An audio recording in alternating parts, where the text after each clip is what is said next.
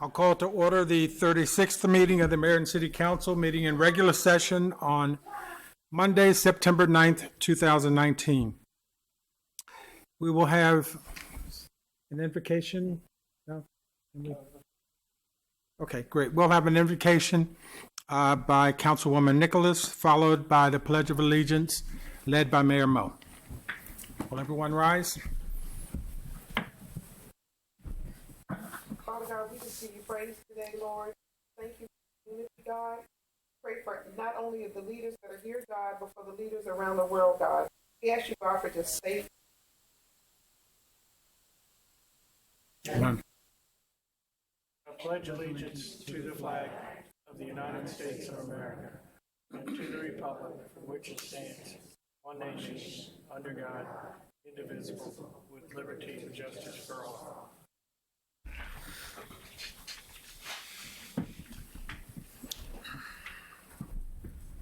Ms. Rao, would you please call the roll? Mr. DeWalt? Here. Mr. Sidnor? Here. Ms. Nicholas? Here.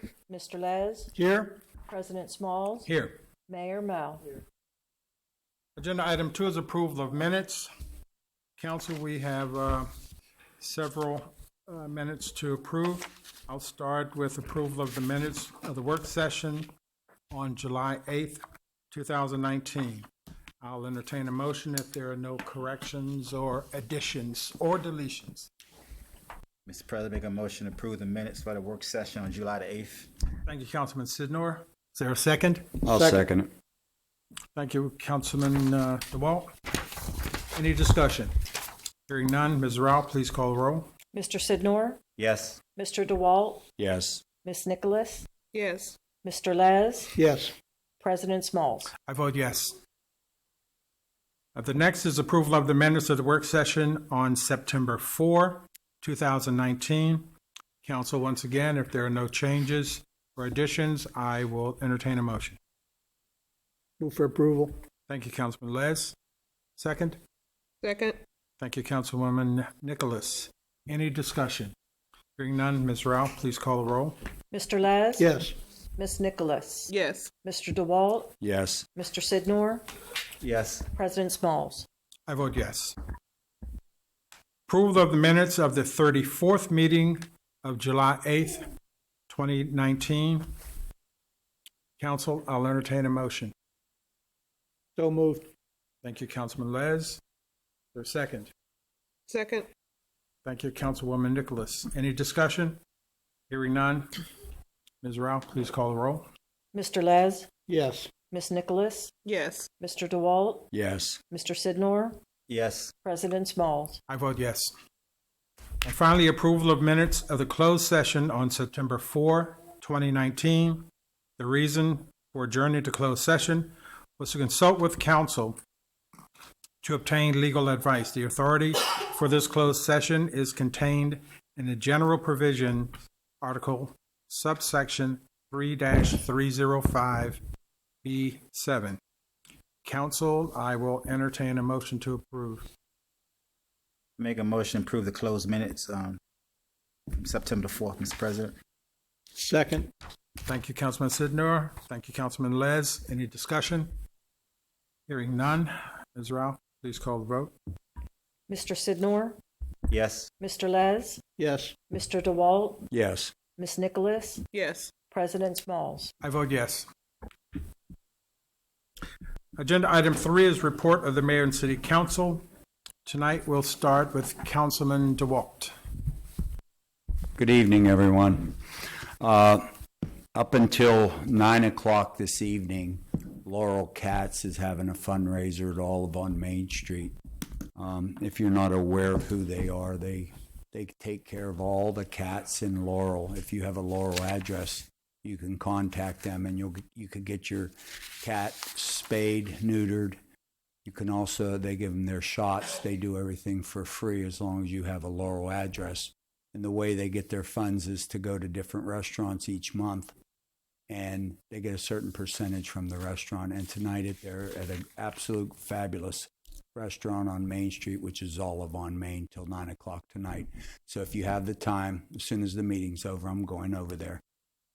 So it would be a great fundraiser. For the past 4, almost 5 days, I entertained some South Carolina refugees who are my daughter, her husband, my 3 grandkids, and 2 dogs up in Western Maryland. Everything's fine at their home in South Carolina. They should be home in about an hour and a half. They just notified me. But a unique thing happened. This is the time up in Western Maryland on the milkweed plants, the monarch caterpillars are out, and they turn into butterflies, and they travel almost 1,200 miles down to Mexico, one spot in Mexico. And we walked down to the Discovery Center, and my granddaughter, who's 5, there was a park ranger there, and he was stamping the butterflies as they were hatched in a big cage. And the unique thing about it is they take a little stamp, and it has a number and notifying that it's from Western Maryland in Discovery Center in Garrett County. And he takes the butterfly out, and he puts that little stamp on there. Now, this butterfly is going to travel 1,200 miles to Mexico. A lot of them don't make it, but a lot of them do. And what he told me was how they track that. It's just a stamp. It's not an electronic device. How they track that is they pay the people in that village or wherever that town is to go into the woods. There's so many more. There's millions of them that come there. And if you find one with a stamp on, then you get $5. So that's an incentive for them to get money. And then when they see that number on there, they call the wherever it was stamped at so that they could record the flight of these monarchs. It's very unique, and it's very cool the way that they do it. So that's what I've been doing for 4 days, entertaining them and their 2 big dogs. So that's all I have. Thank you, Councilman DeWalt. Councilman Sidnor. Thank you, Mr. President. On August the 5th, I attended a Laurel police meeting with the chief of police, had a town hall meeting for Ward 1 residents. Also, we had a advisory committee on the 13th, the homeless task force committee meeting as well. On the 14th, I was invited to a Royal House Chapel International Convention of Saints 2019 conference. They invited me there to worship with them, so I attended that as well. Also, one of the most rewarding things I done this summer was last week on September 4th. The mayor and myself, we attended Laurel Lake Senior Citizen Apartments, and there's a resident. His name is Donald Thomas. He's a sergeant. He served in the United States Army in the Korean War. I wasn't aware that he was under critical care. By visiting that place, I would never known he was on type of critical care. But they wanted to give him an award, and I think that's pretty nice.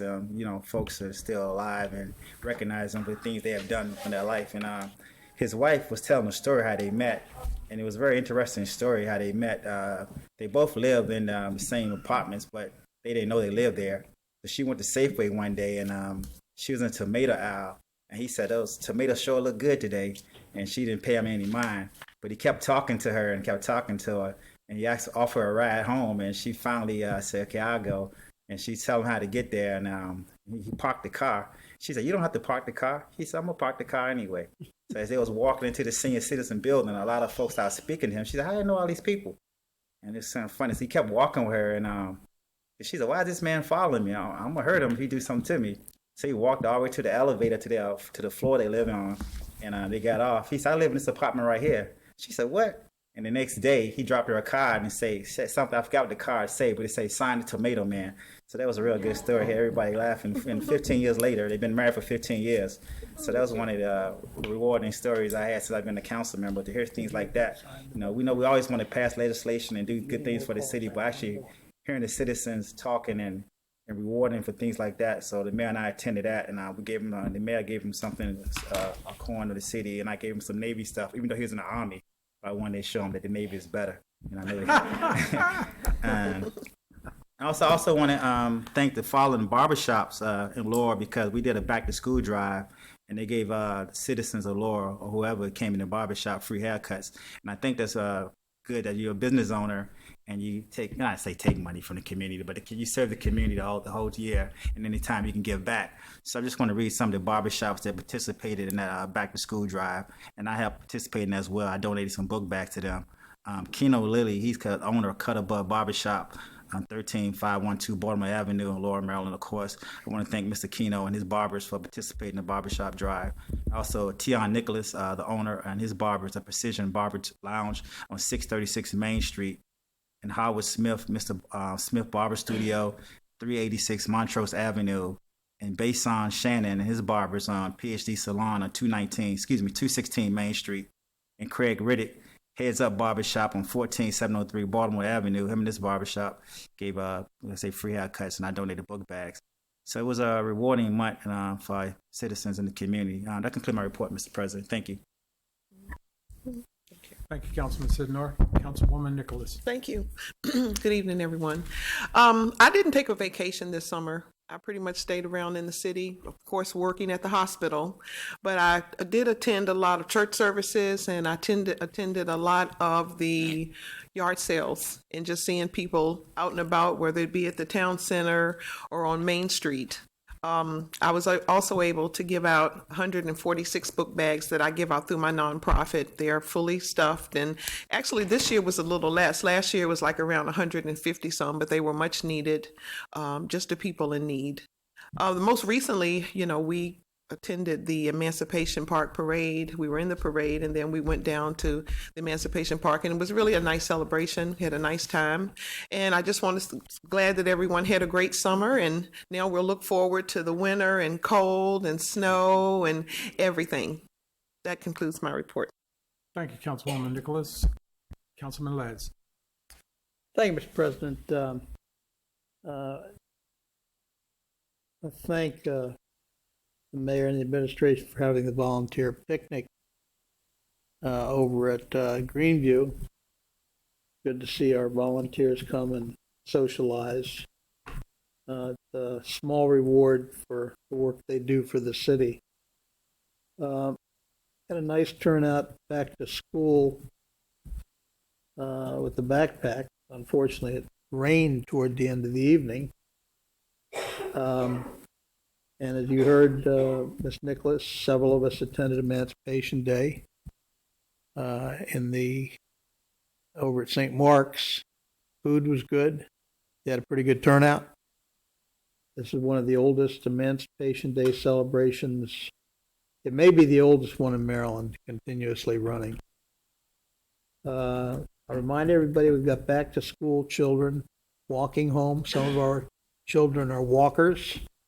And Ms. Rao gave out a sign to somebody up on Greenview, I believe.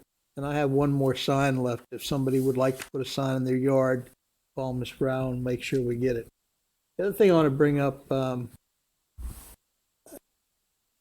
10 days ago, I had occasion to attend, along with two of our citizens, a hearing up in Howard County on Laurel Park Station, which is the old fairgrounds at the racetrack.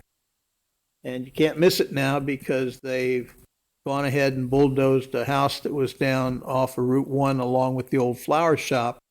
And that's the width of the road that's going to go into this development. It's called a boulevard. Several lanes each way, all blacktop.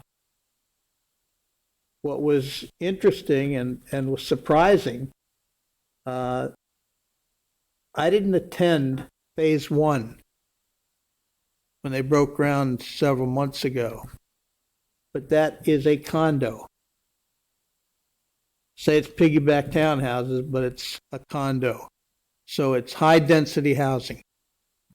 And what they're putting in phase 2 is a 700-foot long apartment building running parallel to the railroad tracks. And when we ask about how are they going to control the water coming onto all that impervious surface on the property, they're putting in a 72-inch stormwater culvert. They're going to alleviate a flooding problem that's existed in Midway Trailer Park, which is adjacent to Route 1. It's existed for over 50 years. And they're going to take that water along with water off the property. There'll be no cisterns, no stormwater management ponds. They'll run it under the CSX tracks down into the river. So what I did was, because I didn't know anything about this, and I did in fact call the river keeper, he didn't know anything about it either. I've got my liaison from the Patuxent River Commission is checking to find out what concessions were made to allow this development with all this impervious surface going on in that property to just dump water into the Patuxent River. And where we think they're going to dump it is down south of the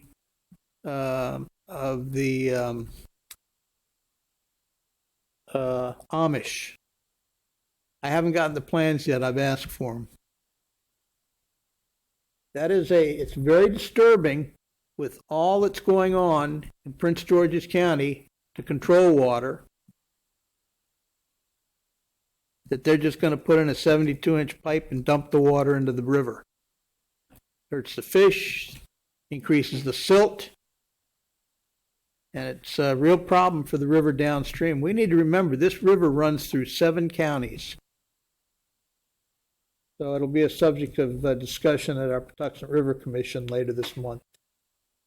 And the last thing is I had occasion to stop at the convent tonight. That's why I was a few minutes late. One of the sisters is celebrating a birthday. But more importantly, they have accepted some new sisters from India into the United States Order. So there's 3 new sisters living there. You have 14 bedrooms, and they were all becoming empty. So I had occasion to meet with them. One's a nurse, one's a teacher, a math teacher. Sister Karen said, thank God, she's still teaching a math class up at Pilate. So I think we're going to see a continuation of the Palatine order locally in the daycare center to some extent and to the school. And that's I think it's important for the community. That concludes my report, Mr. President. Thank you, Councilman Les. Mayor Mo. Thank you, Mr. President. Condolences to County Councilman Calvin Hawkins on the loss of his mother. Calvin is one of the at-large members and also a former employee here in the city of Laurel, as well as Steve Smith. Steve was a classmate of mine in 1977. We graduated. He was also a former member of the Laurel Fire Department, and Steve died suddenly last week, and there'll be a service for him tomorrow. Also to MML President-elect Perry Jones, who is his son passed away. We got word of as well. Did have the opportunity to attend the Intelligence Battalion change of command up there at the off of Muirkirk Road a couple weeks ago. Some of this has been around for a while since we were off for about a month. Want to thank the American Legion Post 60 for the invitation to attend their bike and car show. Really a good turnout, and hopefully they made a little money. It was a fundraiser for them as well. And also to the Laurel Police Department on their Cops Camp graduation, one of the best programs I believe we put on for the kids, and I want to thank the Laurel Police Department for that as well. Also to the Laurel Board of Trade, to the back to school end of summer family night. I want to thank them, and very good turnout as well over at Laurel Lake, Goody Park. So I want to again thank the Board of Trade for the work that they continue to do there and handing out backpacks and school supplies. We did have the opportunity to have State's Attorney Aisha Brayboy here for a meet and greet and breakfast last week. I want to thank those that attended, council members, as well as business and community leaders that attended. I think, she did an excellent job talking about the things that her office does and working with local communities and with elected officials. I did have the opportunity to attend the Compass Inc. Their block party. They are actually right on the line between Laurel and Beltsville, and the first time that they work with the disabled, and just a great opportunity. They're going to be coming to meet with me and hopefully see how we can partner with them. The Laurel Police Department did hold their quarterly award ceremony and swearing in of the new officer, and again, I want to congratulate all of them for the work that they continue to do in the community, as well as a retirement celebration for Denise Blackwell, who was a dispatcher. I say was because she retired after 31 years of service with the city, and we wish Denise and her family the very best. Would like to thank the city employees at Police Department in particular on Emancipation Day yesterday that St. Mark's Church, on the 7th that St. Mark's Church puts on. Well attended, good parade, good food, just an opportunity to be in the community. We thank them for the invitation and their hard work. I did not get to the doggy dip day, but was that turn out okay? 200 doggies dipped. Okay. So if you've never been to the doggy dip day, it's quite an experience. So how many of the owners got in this year too? Okay. All right. So they all had a good time. A couple of announcements. On September the 11th, the city of Laurel will hold a 9/11 memorial candlelight vigil out front. We encourage you, if you have an opportunity and you have some free time, at 7:30 right out in front of City Hall. We try to do something each year during this time just to remember, and we again encourage the public. Should be probably 45 minutes long, but we want to remember and never forget. On September the 18th, we'll be doing City Hall in the Park. This will be our last City Hall in the Park. It'll be at Casula Point, which is next to the Laurel Pool at 9th and Main Street. That'll be at 6:30 until 8. And then on September the 19th, the city's going to have their Census 2020 kickoff event. That's going to be at Discovery Park over on Harrison Drive, starting at 6:30. I can't tell you how important it is to make sure that everybody is counted next year during the census. This is going to be something that We're going to talk to everybody about. We want everybody to come and have a good time, be a community party. So if you get the chance, it's free. It's 6:30 over at Discovery Park, and it'll be our census kickoff. We'll have some different events, door prizes, and a few remarks.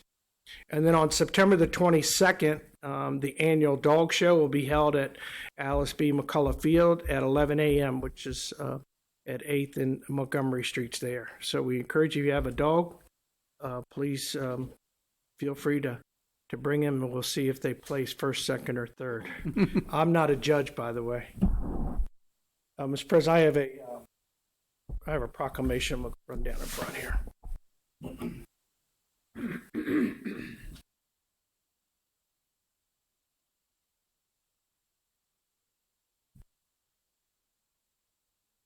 Shows it was canceled.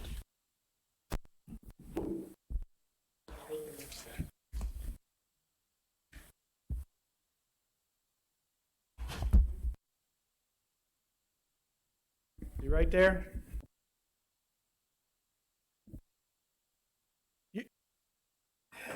You can leave one of those doors open if they want.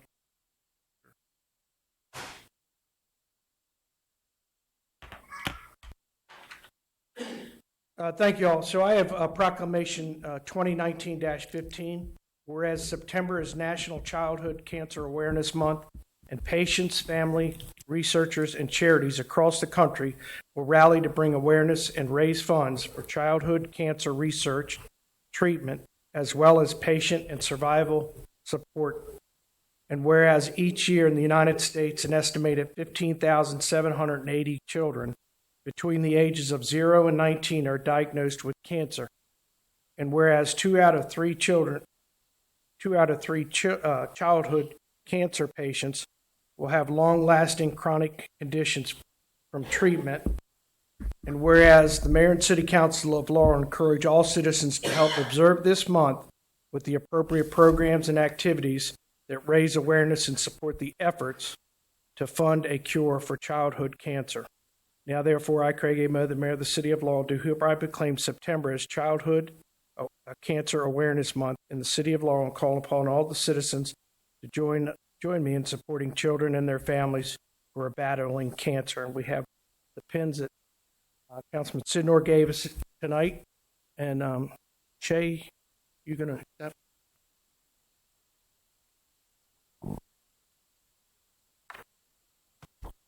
And if you have others, they can come up. They want? Sure. We're not used to so many people here, so everybody come on up. He's going to take Okay.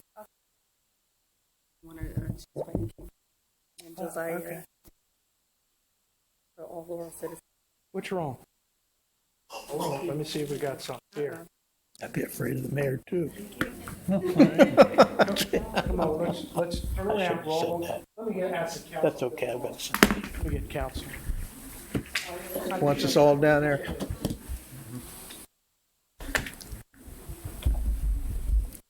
Everybody smiling? You got to smile for the photograph. She'll make us stand here all day.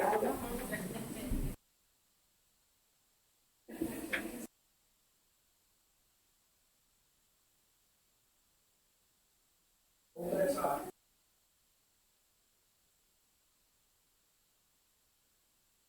I'll keep right here.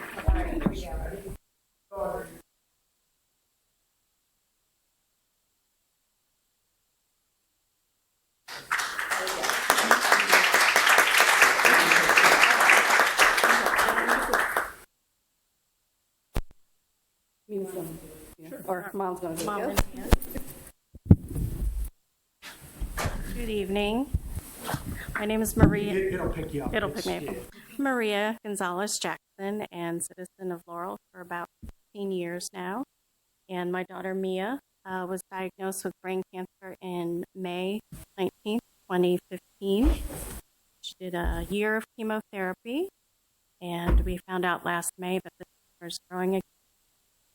She'll be doing chemotherapy for 15 months. But thank you for bringing this. Awareness of citizens is very important, and less than 2% of funds for research cancer cause that we believe. Yes, I just wanted to say thank you to everybody. I really appreciate this, especially having been lived in Laurel my whole life. I'm really happy for this opportunity, and I really am glad that I get to play a part in spreading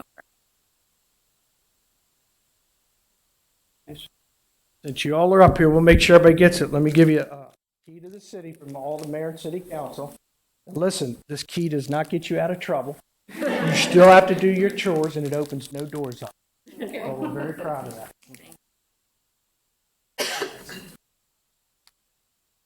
I'll say something. Oh, no. Just thank you. Thank you to the mayor. Thank you that to way the. you're on I'm TV. sorry. Oh, am I? Oh. When I met, actually, when Councilman Sidnor had knocked on my door, I just kind of threw it at him. Just I wanted to kind of raise awareness. My son Josiah was diagnosed in December 2016. He was the one that was up here, is kind of sleepy, but he's been battling for 3 years now, and will be done in 2020. And so it's just, I felt like it was something that needs to be kind of brought to the attention, because a lot of people don't know what we watch our kids go through. And so I just want to thank you, Mayor. Thank you, Councilman Sidnor, and the rest for just acknowledging, and I appreciate it. And I have just a calendar fight just with fighters, Mia and Josiah there as well.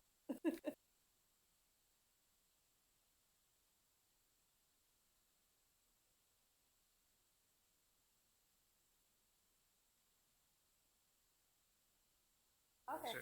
Awesome. Thank you. So there's your, thank you very, we can't get Councilman Sidnor. He keeps knocking on everybody's door, just so you know. We are very happy to do this. I want to, again, thank everybody for coming. For those that are here, before you leave, see me. We'll make sure you get a key to the city pin. And we are keeping everyone in our thoughts and in our prayers. And again, please come back and see us anytime. Don't give us updates, and remind the public as well. Great. Thank you very much. Thank you.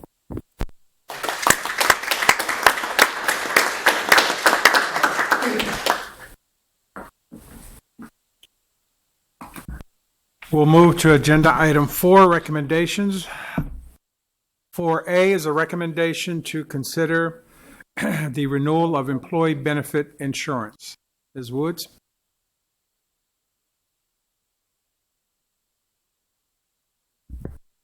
Thank you, Mr. President, Mayor Mo, Council. As discussed at the work session on 9/4/19, the city offers health and dental coverage to employees and their dependents and to retirees. Working with the Meltzer Group, which is our broker, we recommend the renewal with Cigna for the health and dental vision and the change from Aetna Dental to Cigna Dental due to the 1.98% increase in the insurance. Council, as you'll recall, this agenda item was discussed at our work session. I would like to entertain a motion to approve. Mr. President, I move for the approval of the recommendation for the insurance. Thank you, Councilman Les. Is there a second? Second. Thank you, Councilwoman Nicholas. Any discussion? Hearing none, Ms. Rao, would you please call for the vote? Mr. Les? Yes. Ms. Nicholas? Yes. Mr. DeWalt? Yes. Mr. Sidnor? Yes. President Smalls? Okay, I vote yes. Mayor Mo? Mr. President, I just do want to acknowledge Ms. Wood's work, and as things continue to rise, costs, she's been able to work with us, make sure that the employees get what they need, but also keep the costs down. So thank you very much, Lisa. Thank you. Thank you. Thank you, Mr. President. Thank you. Agenda item 4B is consideration of a recommendation to purchase police in-car camera systems. Mr. Frost. Good evening, Mr. President, Mayor, Council members. Before you is a recommendation to purchase 6 Axon Fleet 2 in-car camera systems. As you're aware, we currently have 6 Ford Police Interceptors on order. They'll probably be here in the next month and a half. And these 6 camera systems will be installed on them as part of the vehicle upfit. This camera system will integrate with our Axon body cameras, and ultimately, our intention is to move to the Axon Fleet 2 system and all our in-car camera systems. So we'll transition over a number of years. The purchase vehicle for this is the State of Maryland 2012 technology hardware contract. It is contract number 060 Bravo 2490022. The cost of the total contract is $57,114 over a 5-year period. The initial first-year cost is around $19,500. That includes the installation of all the cameras and the annual recurring cost of $92.88, which will be the follow-on 4 years. And the follow-on 4 years at $92.88 covers the full vehicle in-car camera system hardware, full replacement, and the video storage, along with support and training. So staff is recommending the council award the 5-year Axon 2 fleet contract to Axon Enterprises Incorporated for the State of Maryland contract price of $57,114. Thank you, Mr. Frost. Colleagues, as you will recall, as with agenda item, the prior agenda item, recommendation was discussed at our work session. With that, I will entertain a motion to approve. President, make a motion to approve the purchase of police cameras. Second. Thank you, Councilman Sidnor. Thank you for the second, Councilman Les. Any discussion? I'd like to just let the people and the citizens to know that this not only will increase the safety of the officers out in the field, but it will also increase the safety of our citizens. These are very high-tech, advanced camera systems, and although it seems a lot for 6 vehicles for $57,000, safety for our citizens and our police officers are paramount, and this is what this new camera system will do. Thank you, Councilman DeWalt. With that, Ms. Rao, would you call the roll? Mr. Sidnor?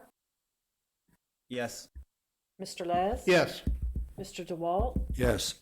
Ms. Nicholas? Yes. President Smalls? I vote yes. Agenda item 5 is a public hearing. Members of the public are asked to sign the speaker sheet. Too late. Is there anyone who didn't?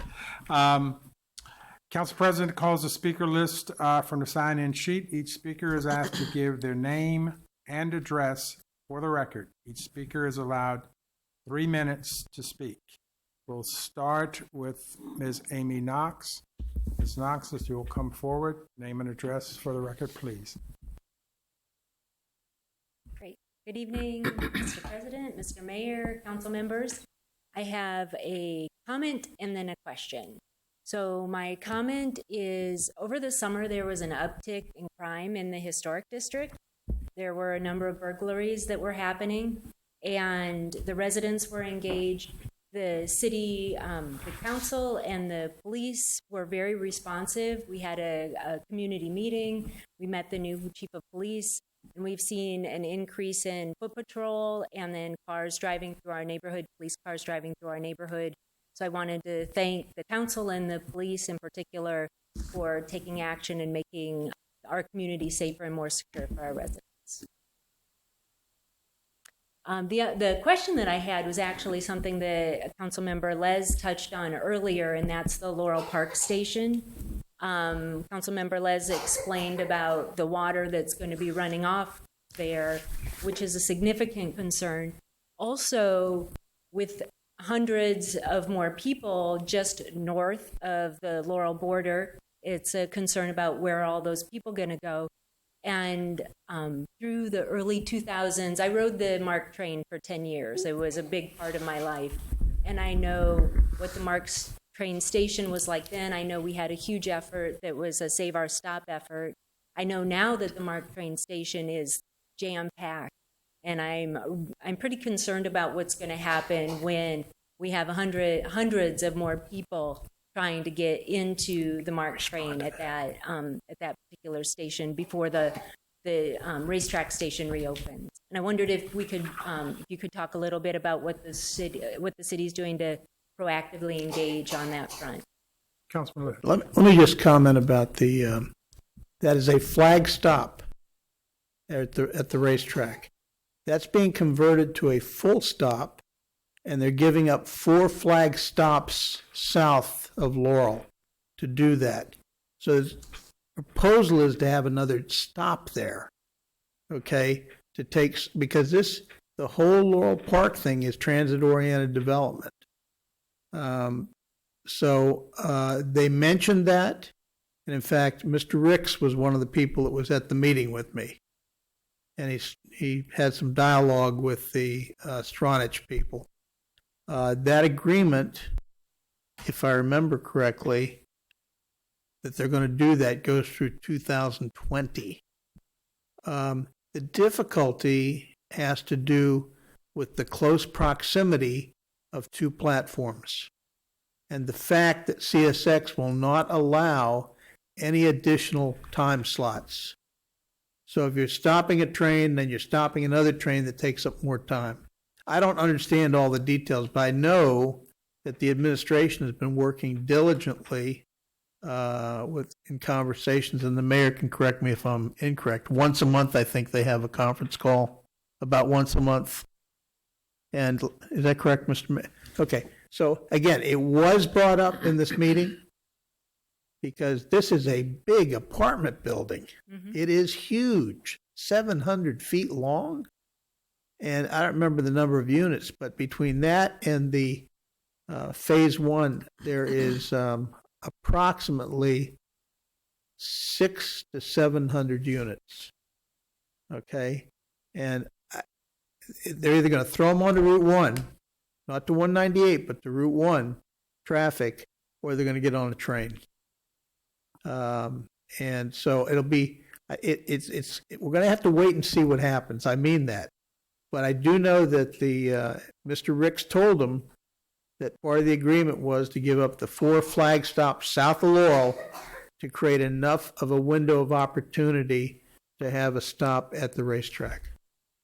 So right now, the city council is thinking that our position is wait and see what happens with the hundreds of people that are going to be coming. I don't want to speak for the administration, but I do know that in passing conversation with the city administrator, that they are having continuing dialogue with MTA. See, the difficulty is CSX, they're independent, and they own the track bed, and maybe the mayor wants to comment. They're impossible to deal with, because it's a freight line. So if they get a hold up south of Washington with a freight train, we're going to see the impact of that on the MARC trains on the Camden line. Not on the Penn line, because that's a passenger line. Right. So, hopefully my belief is that we'll maintain service at Laurel. There will be some service over at Laurel Park, and will coexist to where it makes good business sense, to move people both north and south to work. Okay. Well, I appreciate you talking through some of the challenges. Mm-hmm. It seems like it's an issue that isn't going to be resolved this evening, so it's a continuing speed bump. With it. A continuing speed bump. Okay, thank you. Thank you. Ken Pruitt. Mr. Pruitt, good evening. If you'll give your name and address for the record, sir.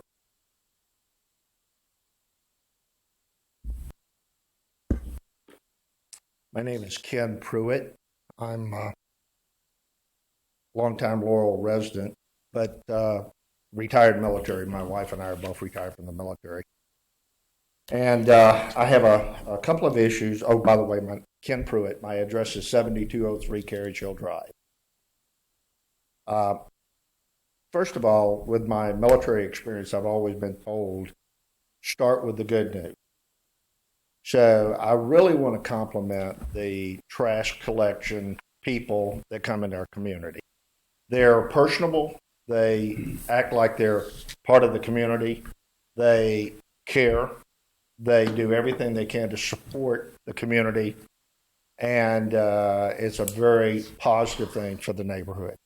So the trash collection people, sometimes they can just go by and pick up stuff. They don't have to stop, speak. They don't have to wave. They don't have to recognize people that they're dealing with, but they take the time to provide what I call customer service. And a very positive thing for our community, and I want to give them kudos. I'm very positive with the trash collection in our community at Carriage Hill Drive. Couple of issues that we've got, and I represent the HOA. I'm a board member for the HOA, and there are a couple of more people who represent some of the issues there. The issues I wanted to talk about, one is the streets and the sidewalk. I know the sidewalks had been repaired last summer, and they came through, and the sidewalks had sections where the sidewalks were all out of balance and so forth, and they made an effort. I know you can't fix everything, and there's limited dollars.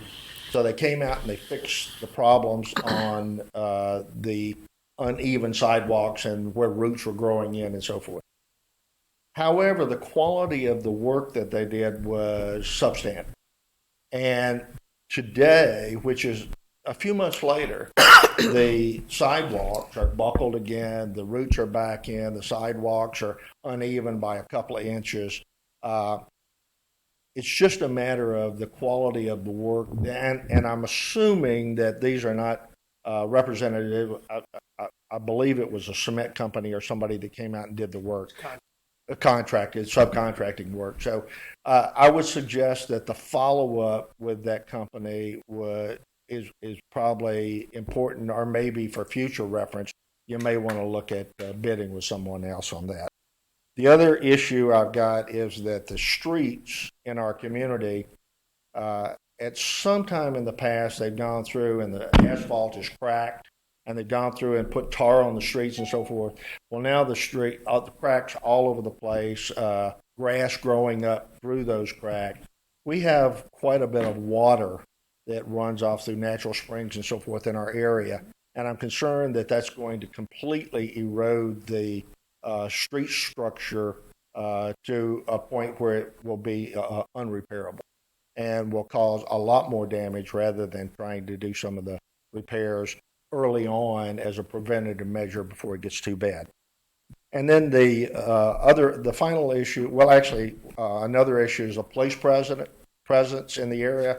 We had a situation that I was looking out the window Sunday, 2 weeks ago, car parked in the middle of the road. Two kids jumped out and they started shaking door handles on everybody's car, trying to go through the car. I banged on the door. They jumped in the car, ran off. I called the police. There was nothing they could do because they hopped in the car and left at a fast rate of speed. But I was surprised that we didn't get at least a drive-through or some presence or some looking in the area to kind of find out what's going on. And the police presence, quite frankly, I've been living back in the home from when I was in the Pentagon years ago. We're back in the home, been back there for about 3 years.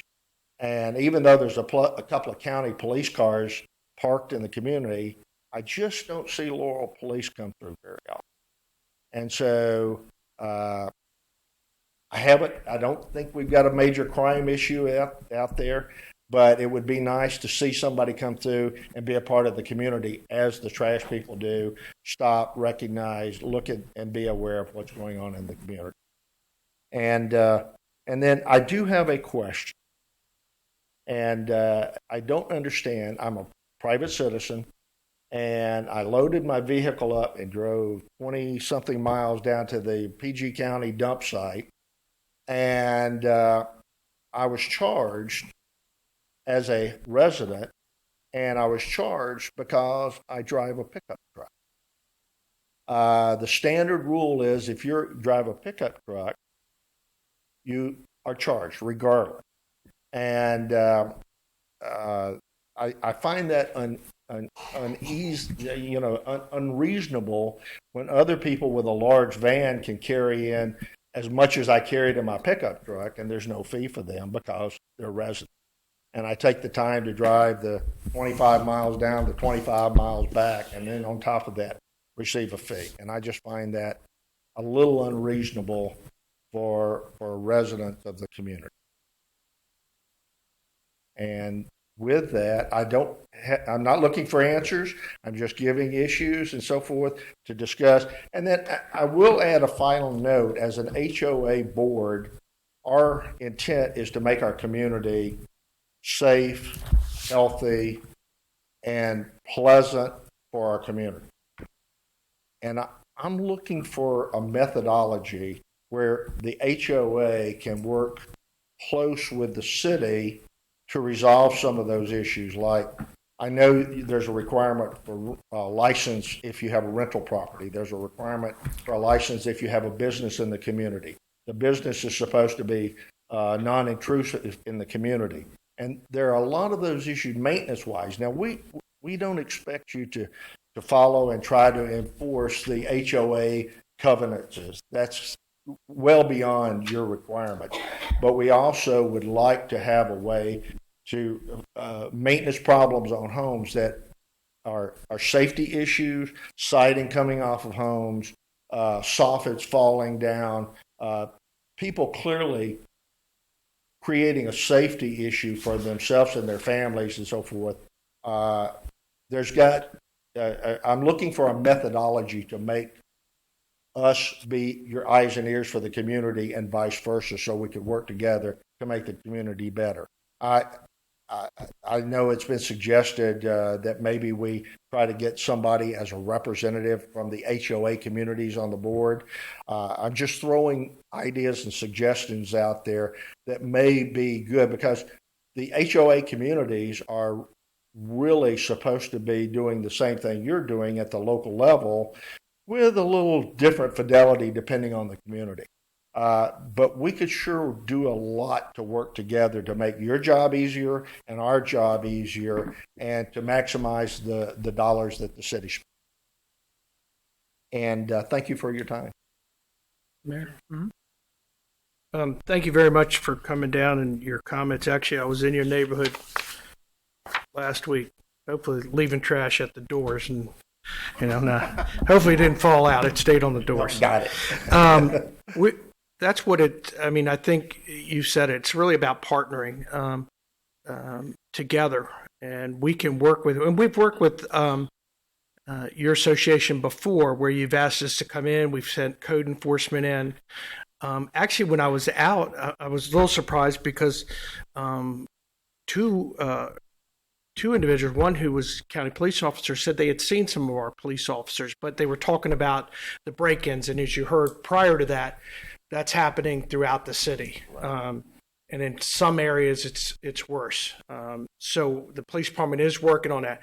Police department can't do it alone, like our code enforcement and others. We really do need to partner and work together.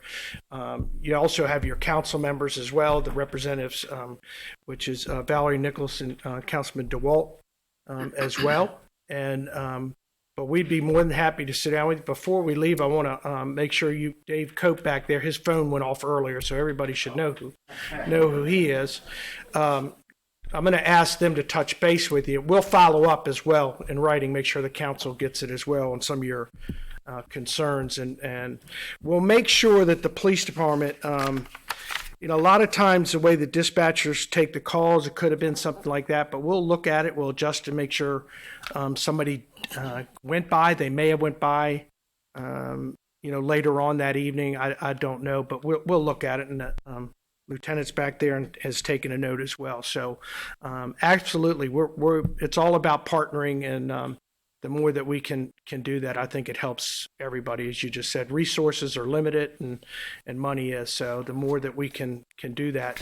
The hill there is an issue. We have it on Plaid Drive as well, where, you see it all coming down, where there's a lot of water. It does some damage to the roads. I just want to make sure everybody understands, although the road may look like it needs a lot of repair, the road itself is really about what's underneath the road. And we do testing for that. We prioritize the roads. I'm not sure where you all are at on that.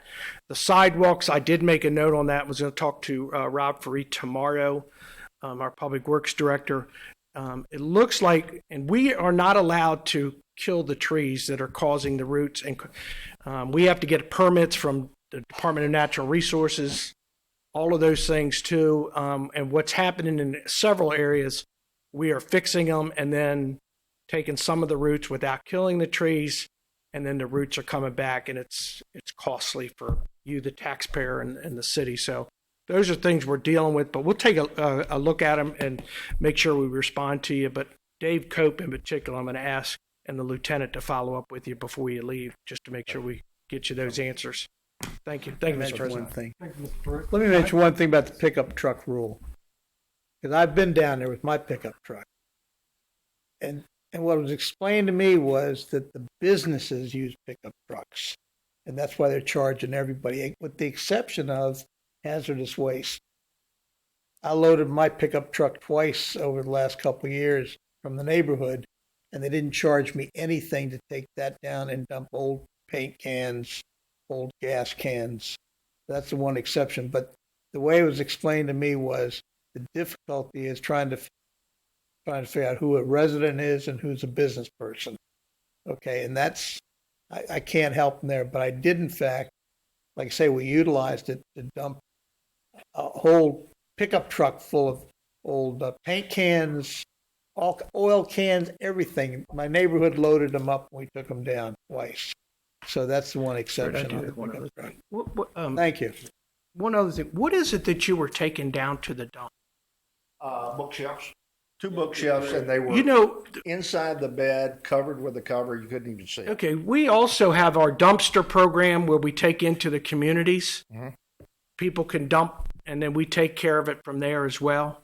So, that may be something that after we talk about, because the community needs some TLC, Mm-hmm. and it could be maybe a community project or something like that would make we'll definitely wonderful benefits. Yeah. But right now we're struggling, and some homeowners clearly are more conscientious Mm-hmm. than others. I understand money and finances Sure. and that sort of thing, and sometimes you have to work with people to get things accomplished or even help. Your federal government, you all had all sorts of money. Oh, sure. Well, I was in the intel business, and we had more money than we could speak of. but what Public Works, Christy Fang is over there as well, so we'll take it. Okay, thank you. I just wanted to make sure you were aware of that program. Mr. Pruitt, before you walk away, you'll probably get a chance to hear from all of us if we're not careful. But the city does also have an electronic recycling and drop off. So if in your community, if residents want to drop off things, and Christy, not up and down if I'm correct, but they can drop off electronics that they want to get rid of at our Public Works facility also. And in some cases, there may be a fee associated with it, but those kind of things are certainly available. So there may be the opportunity to avoid taking trips all the way to Upper Marlboro to get rid of some of the things that you want to discard. And those are the type of things that would make the community better and also support the city, as long as we can do it at a minimum cost to support, so we don't want to break the bank for anybody. These are already programs set up. Yes. So Thank you so much. thank you. Next, I have Christera Kitchen and Brianna's Love. Hi. Guys. I'm Christina Kitchen from Brianna's Love. My address is 4406 Regalwood Terrace in Burtonsville. Close to the microphone. Oh, sorry. You're on television. Oh, hello. So my name is Christina Kitchen. I'm here on behalf of Brianna's Love. My address is 4406 Regalwood Terrace. I am in Burtonsville, but my foundation, Brianna's Love, does do, we have a relationship with Laurel. We have our walk run that we do in honor of childhood cancer. I am here as both a foundation, but more importantly, as a mom, a cancer mom. Brianna, this is my daughter, Brianna, right here. She passed away from a rare form of leukemia in 2016. She got very, very ill, and we went to the hospital August 1st. They thought she had meningitis. Turns out she had a very rare form of cancer, and she passed away October 24th, 2016. I wanted to come here and speak because I heard you guys were doing the proclamation of Childhood Cancer Awareness Month, and that is so important because we need more awareness. We need more people to understand that we can't do this by ourselves. Those families can't do it by themselves. When we were in the hospital and no trial was working for her, she had early T-cell precursor acute lymphoblastic leukemia, also called ETP-ALL. There is no protocol that can treat that. So what they did was they piggybacked on AML protocol. That didn't work. So they kept changing it. And as we were going through these crisis after crisis after crisis in the hospital, somebody came up to me in September and said, "Oh, it's childhood cancer awareness, go gold." And I could not think about that. I didn't care about that, because at that moment I was trying to keep my daughter alive, and I was trying to keep my other 2 children happy and know that they loved and they mattered. So I just went on my day. And then she ended up dying. And I vowed to myself I would never have a foundation because she would never die. And here I am because she matters. These kids matter. And now I recognize and I understand that I need to stand up for these kids. I need to stand together with everybody that can listen, that can be a voice, to bring awareness so that those moms and dads that are standing next to their child, that are sitting next to their child as they're sick, that they don't have to think about it. Brianna turned 9 3 weeks before she was diagnosed, and she loved dogs. She loved everything nature. She is what love was about. If the people of the world could love like she did, and see the innocent and pure like she did, the world would be a much better place. And I stand here as a foundation and as a mom to say we can't do this by ourselves.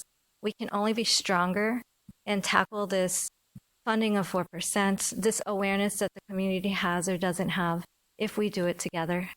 And I'm a firm believer that we can do this together, so that there will be one day where there's not a mom standing here saying that this is my child who was going into 4th grade. Now my second daughter is in 4th grade, and she died at 9 years old, and my second daughter is 9, and all I want to do is get her to 10. And my son, all I want to do is get him to 10, and they will grow up not knowing their sister. So it's so amazing to me that you guys have come together to have this initiative, and I thank you so much that here locally, we don't have to be in DC, we don't have to be in Boston, these big cities. We are right here locally saying that these kids matter, and these parents matter, and we're going to work together. So I just want to thank you from the bottom of my heart, from Brianna's mom and from the president of Brianna's Love, because we cannot tackle this by ourselves. And I have a saying that together, cancer is tough, but together we're stronger. So I just want to thank you very much for having Childhood Cancer Awareness observed in September. Thank you so much. Thank you. Steve, is Greer? Mr. Greer, did I pronounce your last name correctly? Correct. Okay, excellent. Could you give your name and address for the record, Mr. Greer? Steve Greer, 7210 Old Sandy Spring Road. Mr. Mayor, thank you for this opportunity. The City Council, the transparency, is not lost on the citizens here. Really appreciate it. And I want to apologize, but the stuff I want to talk about is so trivial compared to cancer awareness in children and stuff like that. But I signed up, so I guess I'll say something. I'm the president of the Carriage Hill Homeowners Association, 76 homes up on the end of the street here. And one of our biggest problems is parking. And since we don't own the street, we can't control the parking. A lot of these homes have 6 and 7 vehicles. There's a cul-de-sac up there that's so packed that I don't believe Laurel Rescue could get in any of their equipment into that cul-de-sac. And I appreciate this whole, working with us. Again, as Ken said, we're not looking to enforce any covenants. We just want to, make it nice and work with the city. So, who would be the best one to call about that situation? Is there a one-stop call?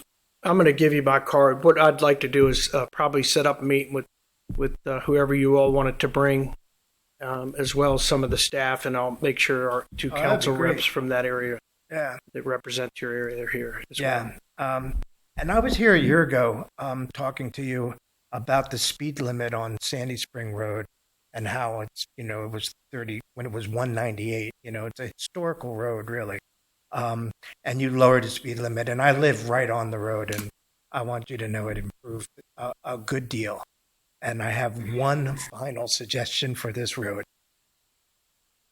We need a crosswalk at Carriage Hill Drive and Sandy Spring Road with a stop sign, because as Mr. Letch talked about, the kids walking to school, they walk in front of my house all morning long and in the evening, and it's coming down that hill from the dead end, Mhm. and it's all downhill, and it's easy to pick up speed. You've even installed a radar sign that tells you your speed.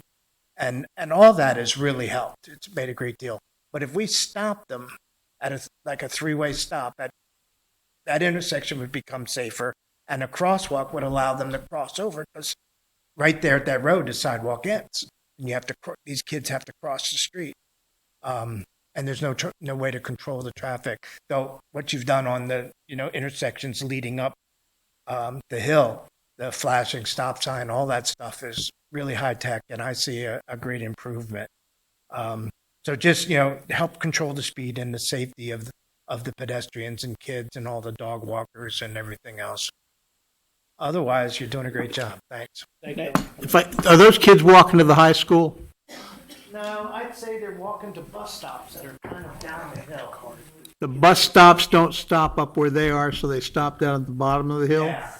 Oh, okay. Thank you. Appreciate that. Plantation Court is where I see it. Okay, thank you. Thank you, Mr. Greer. Maria, Mia, and Noel Jackson. Oh, okay. Okay, thank you. Juanita Taylor. You'll come forward. Your name and address for the record, please. My name is Juanita Taylor. The address is 8050 Sandy Spring Road, Laurel, Maryland, right across the street. And I'm normally dressed better than this. I'm sorry, I had to run around with my daughter's school. I have two concerns and then one consideration. My first two concerns is that my daughter, she goes, I put her in a private school in the district up there by the White House, even though I've been a resident of here probably about the last 6 years. But the reason why I decided to leave her in her old school, at her private school, is because when I went to two of the schools in my zone, one being Scottsdale Elementary School, which is actually my zone, that when I went in there, that they were very rude, and then the people did not offer to give tours of a school. And if a parent, I'm a former teacher, so if a parent wants to put a child into a school, then they should be able to tour that school before they sign the child up. And the people, especially the principal secretary, told me that they wouldn't do that until after was signed in an orientation, after we enrolled the child. And that's not a good thing, because no parent that's in their right mind wants to put their child in a school that they don't know anything about. So I have a concern about that, and that's about that school. The school's in that zone, if y'all can help us out with that part. The second thing is that, this was really a concern of mine. On 2 weeks ago, that when I was at the Leo Wilson Community Park, and I have a license to be there with my dog, someone broke my window there. And I guess they thought they was going to get something out of my car, but someone broke my window. I'm glad I wasn't in the car, because I just recently lost my husband to a homicide on December 29th in Beltsville, Maryland, which y'all probably saw that on the news and heard all about it. That was my husband. And so when these people broke my car, very traumatic. I'm concerned about the cameras, because the police came up there and they told me it was no cameras right there in that parking lot. And the people that we use that parking, that we pay for our dogs to go play back there. So it should really be a greater security system in the park area. And then because in the summertime, a car hit another car up there at the park that's further up Sandy Spring Road. someone hit it and then he ran off. And they come to find out the camera wasn't working right there. So I'm just concerned about that part, if y'all can look into that. The last thing is that first I wanted to compliment on everything that was about what the mayor said as far as everything that took place, as far as doing out the summer and all the contributions that's made. I also founded 2 nonprofits, one called Wishes of Hope and one called Uplifting Hands, where we make donations to families that are underprivileged. And we just made donations actually to Laurel High School, Laurel Elementary School, and Scottsdale, even though they were mean. We just made donations to them, and all the PG County, we were able to donate to 20 schools this year, just my nonprofit, which I'm very proud of. And I want to definitely know, how do I partner with y'all and know when y'all about to do the different events? That way my nonprofit can go ahead and make the contribution to Laurel, and especially to the programs for the cancer with the children. So I definitely want to inquire into that. Just a couple comments, Mr. Chair. First, my condolences on your loss of your husband. The school system has the city council doesn't have any control over the school system. We have an elected board representative that we can take some information and we can pass that along, or we can give you his contact information as well, who I would suggest that should go to. We also just created a education committee here that we can pass that information on to, maybe something that they want to look at. But I think what you're talking about really needs to go to our elected school board rep to make sure that it's followed up properly, and he has a lot more since he is our rep in dealing with the school administration. The park, what part of the park were you parked in? Were you in the actual park? I was in the yes. The right lot when off of Van Dusen, or were you in where the houses are? Right off of Van Dusen. Yes. And So we do have cameras, throughout the city and our properties. We also need to be very cautious, because there are those that are not fan of video or cameras. We do have it in the actual park, right, Kevin? The dog park.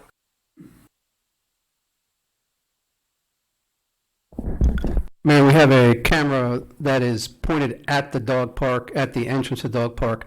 But next month in October, before we will be a construction project where we will be adding cameras at the park, we will be specifically focusing a camera on the parking lot. And in the park next to that, we'll be installing cameras. And we'll be installing cameras down Van Dusen. So we're waiting for some fiber, and we're working on that now. So that will address some of that issues as well. Did you report that to the? You did report it to the police. Okay. Yes. Yes, and then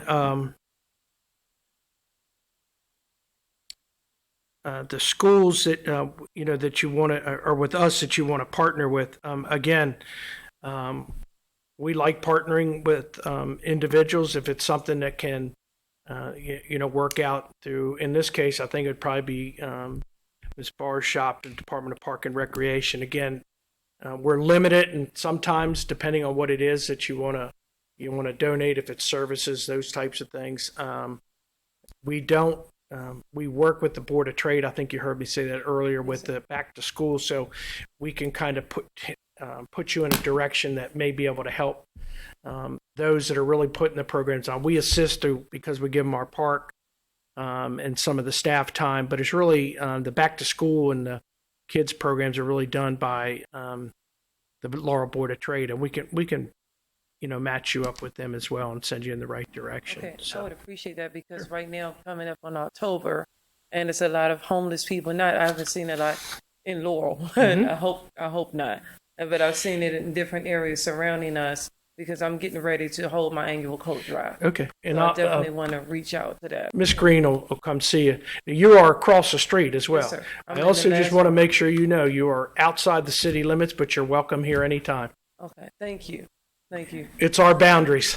Okay. Yes. But yeah, absolutely. And we'll give you the information on the school board as well. You. Great. Thank you for coming out. Thank you, Mr. President. Thank you. Oscar Rodriguez.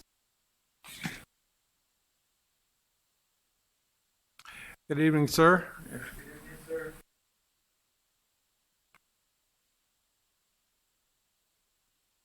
Please give us your name and address for the record. Yes, my name is Oscar Rodriguez. I live at 7106 Carey Shield Drive, and I am a resident there for the last 20 years. And, part of what I'm going to say, just the President, Mr. Greer, already addressed that issue, is the parking. And I have been victimized, my neighbor Carol and I also have been victimized by inconsiderate neighbors who bring cars, who bring people. I am not opposed to people have, parties or gathering together. However, it's the lack of common sense and consideration toward the other neighbors. One example, one of my neighbors, he was having a party and he decided to let me know that somebody was going to use my driveway without asking my permission. Wow. And I have, Did you have a tow truck ready? No, I called the police. I put just a nice note on the windshield, and I told them, it would have been nice if they asked my permission to use my driveway. I will politely say no because my wife was not feeling good that day. But anyway, however, if they have let me know, just probably I'm flexible enough. However, this is the real nasty note that the guy left me on my windshield. He actually sent me saying that I was a very hostile neighbor. It's, by accomplishing, by calling the police, what was going to accomplish. And I don't have any problem, personal problem. I don't want to have any discord with my neighbors. I love my neighbors. But anyway, the thing is sometimes out of control. Sometimes they bring people and they park the car one behind the other. And they set somebody to guard, the cars. And the entrance of that cul-de-sac, my wife was so upset the other day that even I had a fight with her because I said, no, don't call the police here in front of them because you don't know how vindictive these people are. So come inside and call the police. However, so we have an argument, but the problem is if we have an emergency situation, we have older people. Myself, I had an injury. My wife had to call 911. Thank God it was during daytime and not at nighttime. Would have been disastrous, if a fire truck or an ambulance has to come. We need to have some, I know just the homeowner association president doesn't have any power to do that. I don't have any power. The only thing I can do is call the police. However, by calling the police, they know who to call the police. I don't want to create more enemies than I already have. So we need to come with a solution because that cul-de-sac, the entrance is very narrow. And second, the cul-de-sac is narrow. And we have, as he said, we have people, that have commercial vehicles inside the cul-de-sac. They have more than 5 or 6 cars, and they don't get rid of them. I don't know why, because on some of them, they're a piece of junk. But the thing is, we are so tight. We need to come with a better solution, for the people, to have access to their home. In a couple of occasions, I called, I came to my home and somebody was blocking my entrance. I have to, to blow my horn about 3 or 4 times. And the guy, in order to punish me, he said, well, he was taking his sweet time until finally I came out of the car and say, are you going to move the car or I have to call the police? And finally, he moved the car in a bad mood. So I don't want to be subjected, to that. I don't think no one here wants to be subjected to that. And I believe, so we need to come, for the safety of the people there in, our cul-de-sac. I follow the rule, but there's some people, obviously, they don't, and they don't want to. And when they are called their attention, they say, oh, your covenants are too old, they need to be changed because the covenant doesn't go with his behavior. So thank you for letting me talk tonight.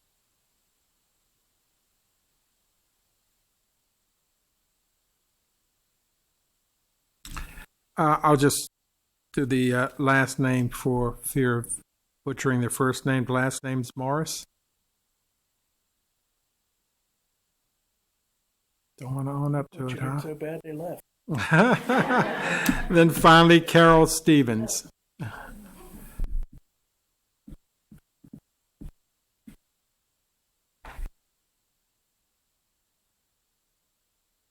I'm Carol Stevens, and I'm on the Carriage Hill Board. You've already heard about all the parking. I have one question. Is there any way we can get a parking enforcement in our development? We have cars going this way, this way, this way, and it's terrible. They'll be there tomorrow. Yes. Let me know when you're coming. I'll be home. We do have a parking enforcement, Mr. President, I'm sorry. They used We do to have a be- parking enforcement officer. I just asked the lieutenant, we'll have somebody up there. But again, don't be afraid to call. We like people to give their name and number if you see something, because we have one parking enforcement officer that does the whole city. But our officers during patrols, if they see things too, they'll make, they'll write tickets or they'll try to make some adjustments. The neighbor that he was talking about, Oscar was talking about, he likes to get people to come and they leave their car parked in front of, especially in front of my house, because I'm on the cul-de-sac, and they'll leave it there for a month. And I think he gets, between you and me, I think he gets money for that, instead of putting it at BWI Airport or whatever, because he does it all the time. We won't get into all that, but if they haven't, it's 72 hours, right? Yeah. You got to move 72 hours. If they haven't moved the car in 72 hours, they can ticket. And I just was asking our council president, because he's on the planning commission. I think when that development was done, there was some trade-offs where it was smaller roads. It was it was back then, I think 2.5, cars per house. What's happening, like a lot of places are being converted. Garages are storage places, which kicks cars out. People have 2 and 3, 4 cars. I'm in a townhouse development. I see the same thing in my area.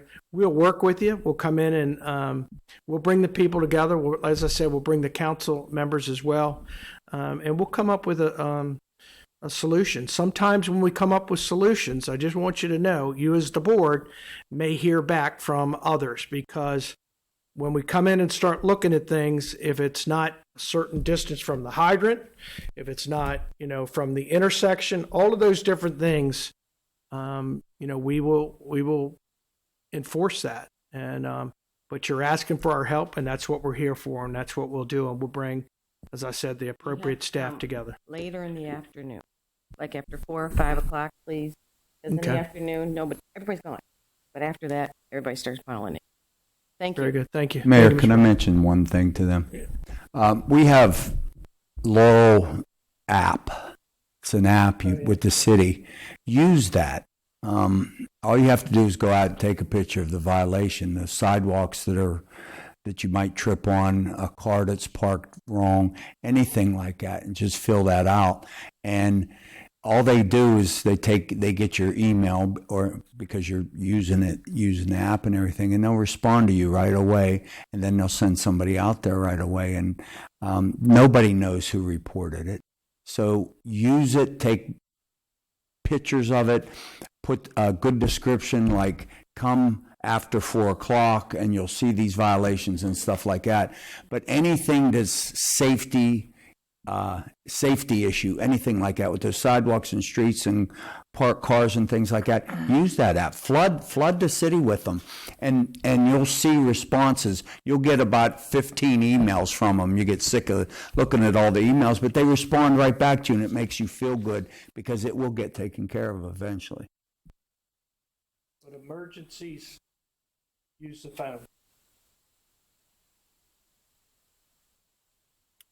Thank you. That concludes our agenda, but I'd like to just say thank you all for coming out tonight and talking to everyone here about your issues and concerns in your community, and about some of the programs and other things that you have going on for the community. Because as Councilman DeWalt mentioned, when you come out, you make your issues known. That's why we sit up here, the mayor and council. That's why our department heads sit where they sit so that we can hear from you. And he is 100% correct that we're very responsive. So, as the mayor said, you'll have someone out looking at some of the issues you've raised tonight, tomorrow. And that's the pride that we all take in what we do, and talking about our public works and the trash collection. That's the pride that they take in the jobs they do and providing service to the residents of this city. And I think a lot of times it's not something that's discussed in a meeting at Public Works. It's the pride that they personally have in the jobs that they do.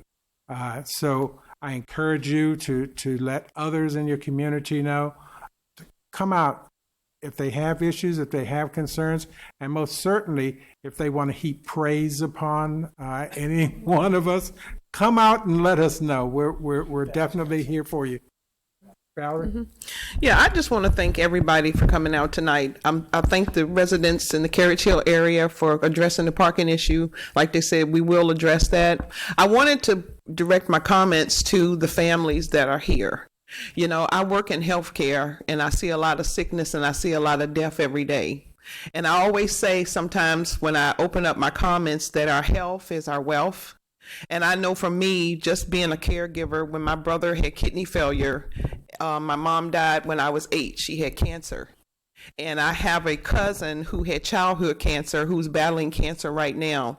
And I just want to say that it takes a lot of courage to come up and talk to people and tell people what your family, you know, those intimate, personal things. I just want to thank you for coming, and I will stand with you as you continue to spread and raise the awareness, because truly your health is your wealth. Thanks. So with that, if there's no other business to come before the mayor and city council, our meeting is adjourned. Thank you.